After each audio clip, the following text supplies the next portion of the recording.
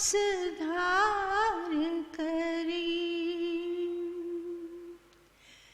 पहले हम आप सुधरें, फिर औरों का सुधार करें।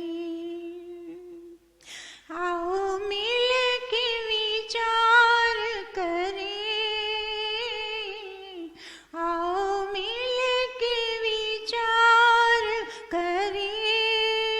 पहले हम आप सुधरें, फिर औरों का सुधार करें। हाँ, पहले हम आप सुधरें, फिर औरों का सुधार करें। ऐसा जीवन हमारा हो, ऐसा जीवन हमारा हो, चांद सितारों से बढ़कर उजियारा हो, चांद सितारों से बढ़कर उजियारा हो। बच्चे पाप की कमाई से, बच्चे पाप की कमाई से सदा शुभ कर्म करें, रहें दूर बुराई से। सदा शुभ कर्म करें, रहें दूर बुराई से। आओ मिल के विचार करें, आओ मिल के विचार करें। पहले हम आप सुधरें, फिर औरों का सुधार करें। यहाँ सब रह जाएगा, यहाँ सब रह जाएगा। दिया होगा हाथ से जो, वही साथ निभाएगा। किया होगा हाथ से जो, वही साथ निभाएगा। हैं सभी मेहमान यहाँ, हैं सभी मेहमान यहाँ, करके भलाई जो गई हैं उनके निशान यहाँ। करके भलाई जो गई हैं उनके निशान यहाँ। आओ मिल के विचार करें,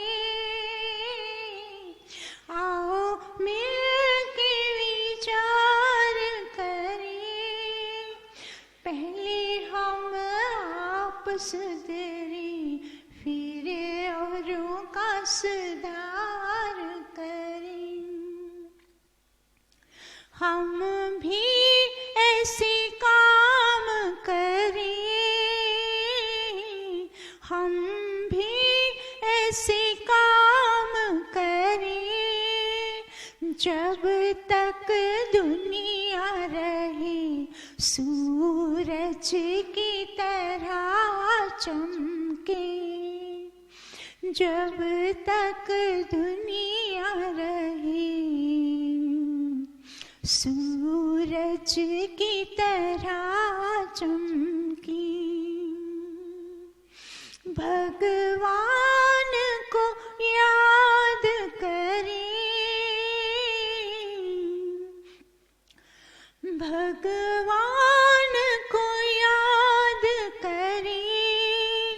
जीवन कीमती है, ना इसे बर्बाद करें। जीवन अमोलक है, ना इसे बर्बाद करें। आओ मिलके विचार करें,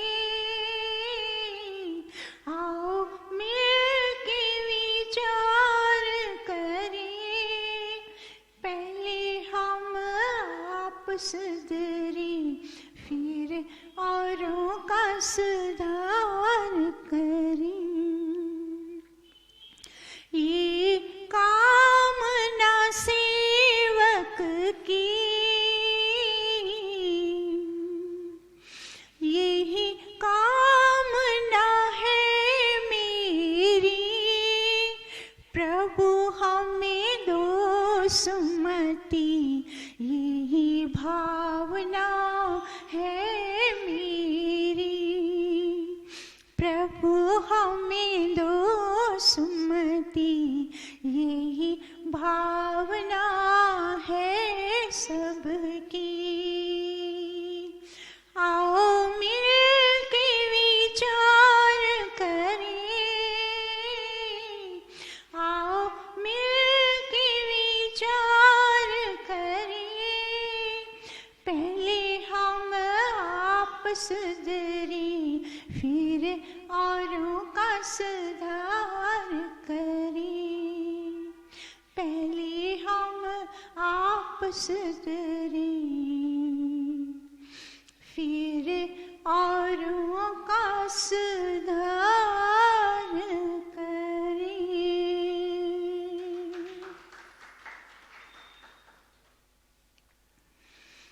बहुत ही सुंदर समझने वाला भजन।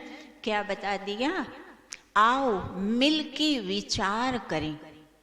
क्या विचार करें कि आखिर कमी कहाँ रह गई, क्यों सुधार नहीं हो रहा। तो आज हम अगर सब विचार करके देखेंगे तो हमें यह साफ दिख रहा है कि जैसे पहले की तुलना में आज देखिए हर जगह ये जो प्रवचन, सत्संग, ज्ञान आदि प्राप्त करने के बहुत अधिक संस्थान है, बड़े बड़े संस्थान, आर्य समाज और भी अधिक सत्संग भवन, जहाँ व्यक्ति सारे लोग जाकर के ज्ञान प्राप्त कर सकता है, अपना सुधार कर सकता है, अपने अंदर आत्मिक उन्नति कर सकता है। पर फिर भी हो नहीं रहा। जितने अधिक हो रहे हैं सत्संग के स्थान, और उतनी ही अधिक हम देख रहे हैं। आज आप चारों तरफ देखिए तो क्या दिख रहा है? अधिक ज्यादा दुख, अशांति, चिंता, बेचैनी, भय, डर, द्वेष, ईर्ष्या, अभिमान, पक्षपात, अन्याय, असत्य, ये सारा कुछ तो और अधिक ही अधिक बढ़ता जा रहा है। तो क्यों बढ़ रहा है? संस्थान अधिक, तो वो कम होना चाहिए, मिट जाना चाहिए, कम होना चाहिए। तो ना मिट रहा, ना कम हो रहा, ऊपर से बढ़ रहा। तो ये तो फिर विचार करने का विषय हो गया ना, कि इसको विचार तो करें कि क्यों, आखिर कमी कहाँ रह गई।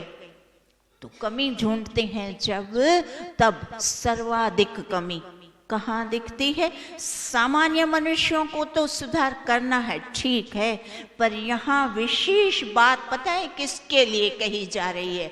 विशेष चेतावनी, विशेष जो बोध, जो मंचस्थ लोग हैं, जो मंच पे बैठते हैं, माइक के सामने बैठते हैं, उसमें सारे के सारे लोग आ गए, बड़े बड़े संस्थानों वाले, आर्य समाज हो या अधिक सत्संग घर हो, या जितने भी विद्वान जन हैं, जो भी वक्ता हैं, जो भी हवन कराते हैं, यज्ञ करवाते हैं, जो कुछ भी ज्ञान बांटते हैं, उन सब की विशेष कर्तव्य, उनका दायित्व बनता है मंचस्थ मंच पे बैठना, कोई आसान कार्य और बहुत ही सरल कार्य नहीं है, बड़ा कठिन कार्य है और बड़ा कर्तव्यनिष्ठ और बहुत ही दायित्वपूर्ण कर्तव्य है। ये क्या कर्तव्य है कि जो मंचस्थ पर जो बात करता है, जो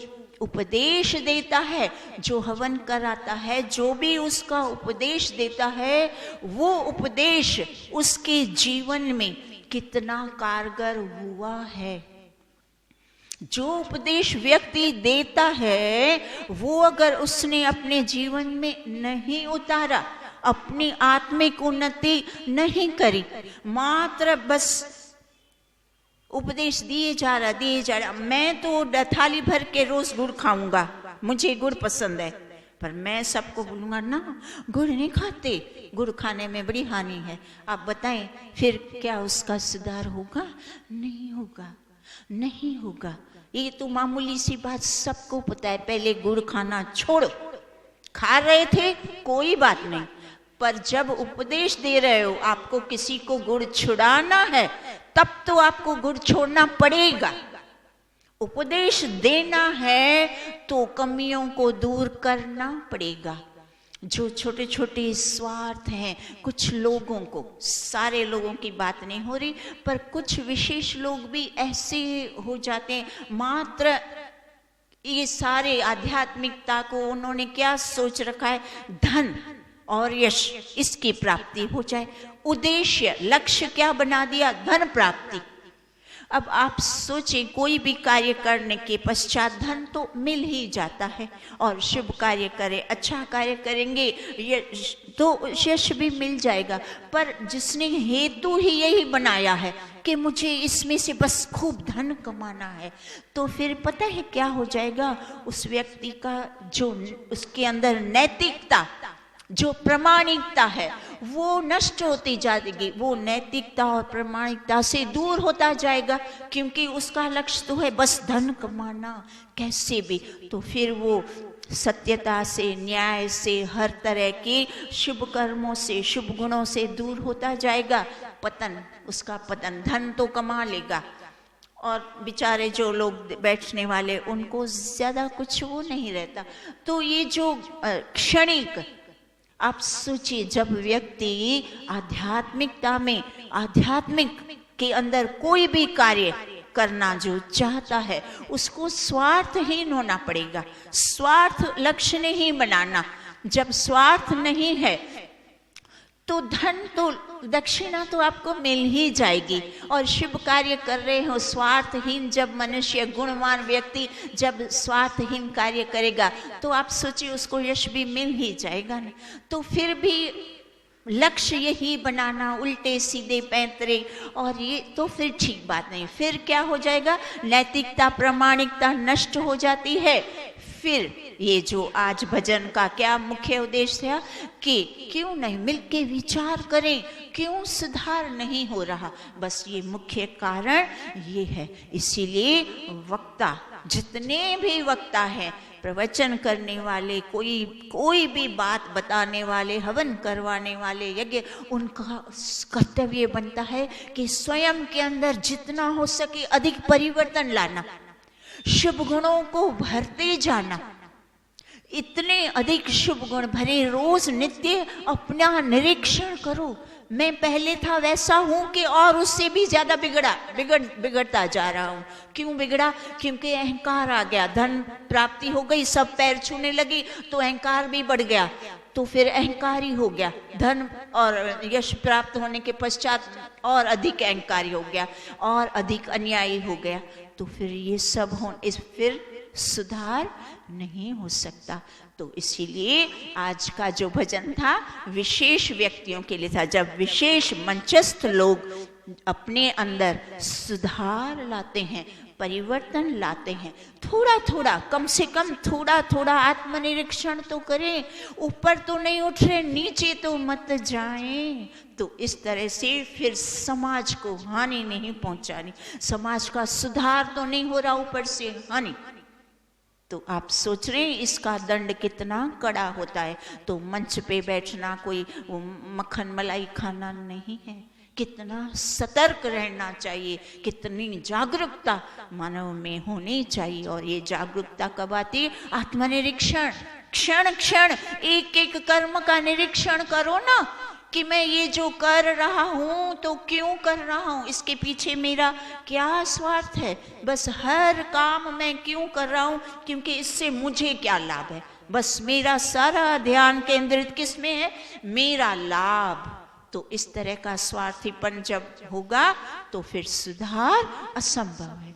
और ये जो चारों ओर हम देख रहे हैं स्थिति और बिगड़ती जा रही है और भी अधिक बिगड़ेगी।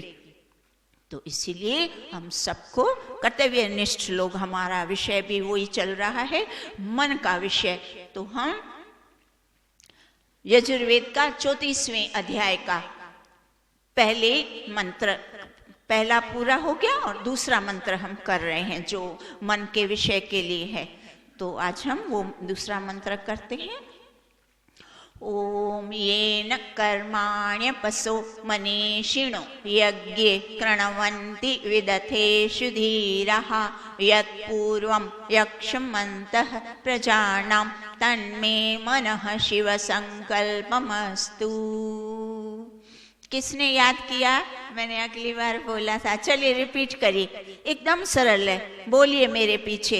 येन कर्माण्यपसो मनीषिणो यज्ञे कृणवन्ति विदथेषु धीराः यत्पूर्वं यक्षम अन्तः प्रजानां तन्मे मनः शिव संकल्पमस्तु। एकदम सरल सा है, इसको 2-4 बार आप दोहराएंगे तो याद हो जाएगा। तो प्रथम पंक्ति में हमने क्या कर, हाँ जी,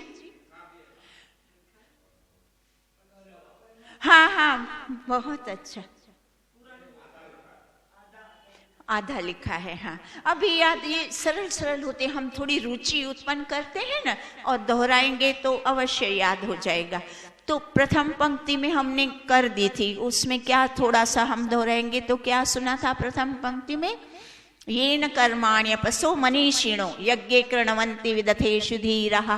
तो इसमें क्या बताया था कि इस मन के द्वारा ये जो अप्सर आप्त लोग हैं, धर्मनिष्ठ कर्मनिष्ठ लोग हैं, वो मनीषिण जो मन को दमन करते हैं, फिर धीर पुरुष हैं, वो क्या करते हैं? इस मन से कौन से इष्ट कर्मों को करते हैं? विदथेषु, अर्थात जो विशेष ज्ञान विज्ञान पूर्वक महान कार्यों को करते हैं।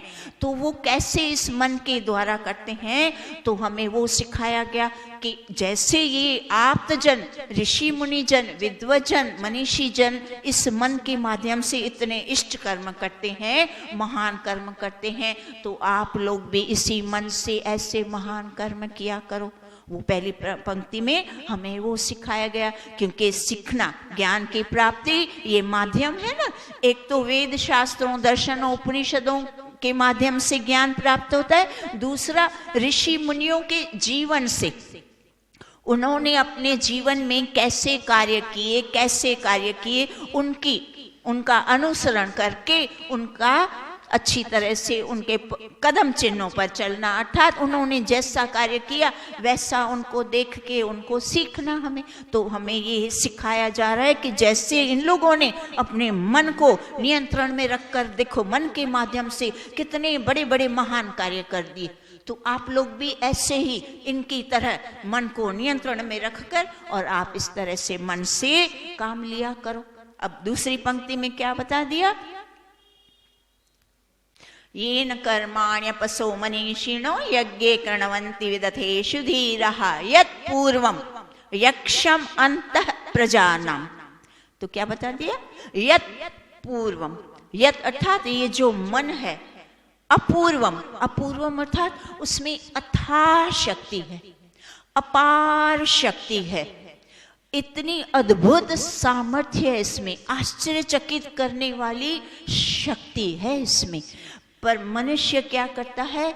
उस मन की इस शक्ति को क्या करता है? सारा प्राकृतिक विषयों में बिखेर दिया है, हमारे मन की जो शक्ति है प्राकृतिक विषयों में बिखर गई है। रूप, रस, गंध, शब्द और स्पर्श, इन पांचों विषयों में हमारे मन की शक्ति, इंद्रियों के माध्यम से मन की शक्ति उसमें बिखरी पड़ी है। तो इस बिखरी हुई शक्ति को हमें बिखरने नहीं देना, हमें इस मन की शक्ति को एकत्रित करना है, एकत्रित करना। अब मन की शक्ति को एकत्रित कैसे करना, तो उसका एक सुंदर दृष्टांत है। जैसे एक किसान है, तो वो जो उसने खेती की है, जो बोया है, तो उसको पानी देने के लिए वो क्या करता है, छोटे छोटे नाले बनाता है और पानी को नाले के माध्यम से पानी के बहाव को मोड़ देता है। तो पानी के बहाव को जब खेती के अंदर, खेतों में मोड़ दिया, तो पानी मैदान में बिखरना बंद हो गया। पानी के मोड़ को खेती के अंदर मोड़ दिया, इसीलिए पूरा लाभ हो जाएगा। तो उसी प्रकार हम सबको भी क्या करना है, ये जो मन हमारा बाहर बिखरा पड़ा है, तो उसका क्या उपाय है, हमें मन को कैसे समेटना। तो ये जो हमारी इंद्रियां है, उन इंद्रियों को समेट लेना, इंद्रियों को बंद करना। अब इंद्रियों को समेट करने का अर्थ पता है क्या है, उसको क्या कहते हैं, अष्टांग योग का 5वां अंग है ना, प्रत्याहार। प्रत्याहार से क्या होता है, सारी इंद्रियां बंद, पृथक हो जाती है। प्राकृतिक विषयों से जब इंद्रियां पृथक हो गई, बंद हो गई, तो फिर क्या होता है, मन भी बंद हो जाता है, एकत्रित हो जाता है, स्थिर हो जाता है, केंद्रित हो जाता है। फिर हम उसके पश्चात देखो तुरंत धारणा आती है ना, तो धारणा से हम क्या करते हैं, मन को एक जगह, कहीं भी एक जगह पे उसको केंद्रित करते हैं। तो फिर मन की सारी शक्ति क्या हो जाती है, एकत्रित हो जाती है, एक जगह पे इकट्ठी हो जाती है। और फिर उस पूरी शक्ति को व्यक्ति को फिर कहाँ लगाना है, फिर उस इकट्ठी शक्ति को, पूरी मन की जो अथाह शक्ति है उसके पास, अपार शक्ति है, उसको आत्मा और परमात्मा की गवेषणा में, उसको ढूंढने में, आत्मा परमात्मा की खोज में उस शक्ति को लगा देना है। तो जब इसके मन के अंदर इतनी अपार शक्ति है, जब आपने उसकी शक्ति को इकट्ठा किया,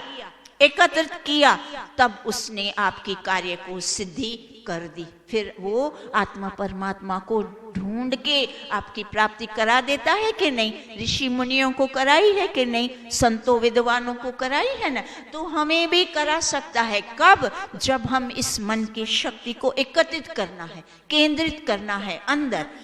भौतिक पदार्थों का सम मात्रा में, जितना हो सके कम, जितनी कम आवश्यकताएं भी, आजकल आवश्यकताएं, पहले हम बोलते थे कि इच्छाएं कम करो और आवश्यकता अनुसार कार्य करो, पर आज मनुष्य ने आवश्यकताएं इतनी अधिक बढ़ा दी है, तो क्या बताएं।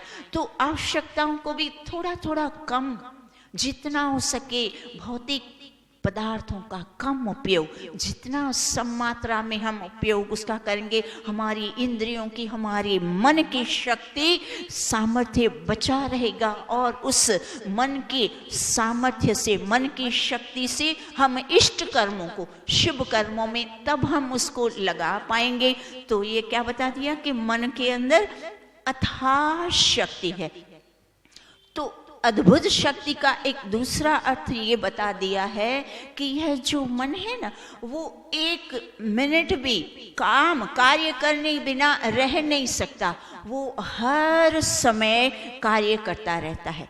तो अगर इस मन को आपने शुभ कर्मों से अवकाश, इसको मन को अगर अवकाश दिया, अर्थात इसको फ्री छोड़ा, खुला, कुछ भी काम न दिया, तो फिर वो क्या करेगा, वो अशुभ कर्मों में अपने आप मुड़ जाएगा।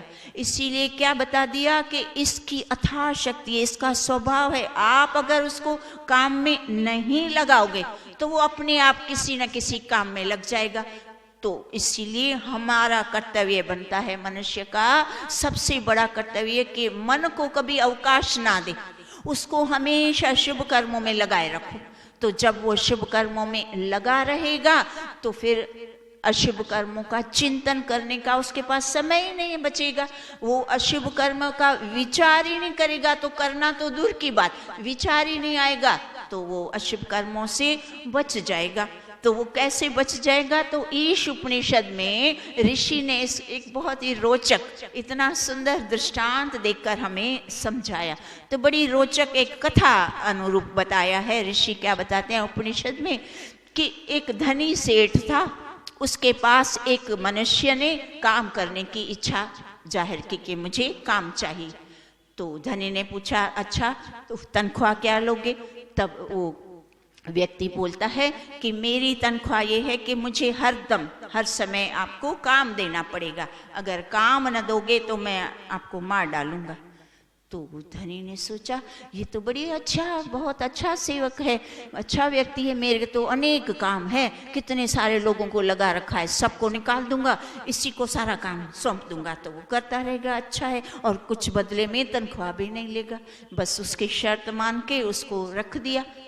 अब सेठ जो भी बात मुंह से निकालता नहीं, उससे मुंह से आदेश निकला नहीं और उसने फटाफट कार्य पूरा कर दिया। बड़ा शीघ्रकारी सेवक था, उसने तो पहले से ही कहा था मुझे काम चाहिए। अब 2-4 दिन में तो सेठ के सारे काम उसने निपटा दी। अब वो धनी सेठ को बड़ी चिंता कि अब मैं क्या करूँगा, अब सारे काम तो इसने इतनी जल्दी निपटा दी। तब किसी विद्वान बुद्धिमान ने उसको बताया कि तुमने इसको मात्र अपने काम में, स्वयं के काम में सीमित क्यों रखा है? तुम्हारा काम, पूरा मनुष्य का काम तो सीमित ही होता है, थोड़ा सा होता है। तो तुम अपना काम पूरा हो जाए तो अड़ोसियों का, पड़ोसियों का, नगर का, मोहल्ले का, सबका काम सौंप दो। वो काम भी पूरा हो जाए तो मनुष्य के भले के लिए, सारे मनुष्यों का भले का, शुभ काम करने के लिए, उसको भलाई करने के लिए काम दे दो, सारे प्राणियों का भलाई के लिए काम दे दो। ये अनंत काम, इसके पूरे जीवन भर इससे छूटेंगे ही नहीं और तुम जीवन भर इससे बचे रहोगे। अब यह अवस्था हमारे मन की है। हमारे मन के अंदर इतनी अथाह शक्ति है, अगर हमने इस शक्ति को अच्छे शुभ कर्मों में, इष्ट कर्मों में लगाए नहीं रखा तो फिर वो अशुभ कर्मों में लग जाएगा, जुड़ जाएगा, अपने आप चला जाता है ना। देखिए हम देखते हैं ना, कुछ लोग जानबूझ के बोलते हैं ना, हम क्या करें, हम नहीं चाहते दारू पीना, हम ये करना, हम जितनी भी बुरी आते हैं हम नहीं चाहते, हम समझते हैं इसमें बड़ा हानि है सबकी, पर क्या करें, मन नहीं मानता, आदि आदि। तो ये इस तरह का जो आदत हो गई, मन को खुला छोड़ा, मन को नियंत्रण में रखना, हमें वही सिखाया जा रहा है कि मन को अवकाश न देना। हमेशा शुभ कर्मों में लगाए रखोगे तो आप इसके बुरे कर्मों से बच जाओगे। ये विदधेषु क्या करते हैं मनीषी लोग, सारे ऋषि मुनि यही तो किया उन्होंने, इसीलिए वो बुरे कर्म से बचे रहे। जो बुरे कर्म से बच जाता है, जो मात्र अपना जीवन शुभ कर्मों में, सबको सुख देने में लगा रहता है, वो सदा सुखी रहता है। तो इसमें सबसे अधिक स्वयं का लाभ है। दूसरे को सुख पहुंचाते हैं तो उसको तो सुख मिलेगा ही मिलेगा, पर उससे अधिक सुख पहुंचाने वाले को मिलता है। यह एक विधि का विधान कितना सुंदर, ये नियम है सृष्टि का, ये ईश्वर का नियम है। तो इसीलिए शुभ कर्म करते रहें और मन के दुष्ट कर्मों से, मन के बुरे कर्मों से भाग जाने से हम बचे जाएंगे। तो फिर जब बुराई से बच जाएंगे तो दुख से भी बच जाएंगे। इस तरह से हमें यह अपूर्व जो बता दिया, अपूर्व शक्ति, इस अपूर्व शक्ति का हमें इस तरह से उसका सदुपयोग करना है। फिर उसके पश्चात कौन सा शब्द आया? यत् पूर्वम यक्षम। यक्षम अभी है ना समय अपने पास, यक्ष है समय हो गया तो कोई बात नहीं। ये यक्षम बहुत ही गहरा शब्द है, इसका अर्थ बहुत अच्छी तरह से हम अगली कक्षा में अच्छी तरह से समझे। अगली कक्षा में हमारा यह मंत्र पूर्ण हो जाएगा, तो अच्छी तरह से हमें समझना है, निपटाना नहीं है, अच्छी तरह से समझ के, और हमें स्वयं भी लाभान्वित होना है, औरों को भी लाभान्वित करना है। ओम द्यौ शान्तिरन्तरिक्षं शान्ति पृथिवी शान्ति रापः शान्ति रोषधयः शान्ति वनस्पतयः शान्तिर्विश्वे देवा शान्ति ब्रह्म शान्ति सर्वं शान्ति शान्तिरेव शान्ति सहमा शान्तिरेधि ॐ शान्तिः शान्तिः शान्तिः सर्वेभ्यो नमः। आप सबका बहुत बहुत धन्यवाद।